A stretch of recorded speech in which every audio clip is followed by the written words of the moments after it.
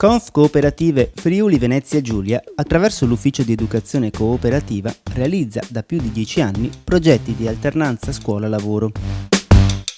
L'obiettivo è diffondere nelle scuole il modello cooperativo, a vantaggio non solo del movimento stesso, ma per una crescita civile della società nel suo complesso. Tra le progettualità più apprezzate c'è l'impresa cooperativa scolastica, ovvero progetti di simulazione di impresa realizzati all'interno della scuola. I ragazzi vengono aiutati a sviluppare una propria idea e a trasformarla in un'impresa simulata. L'essere simulazione implica la necessità di semplificare la struttura reale, ricreando però dei processi quanto più possibile aderenti alla realtà,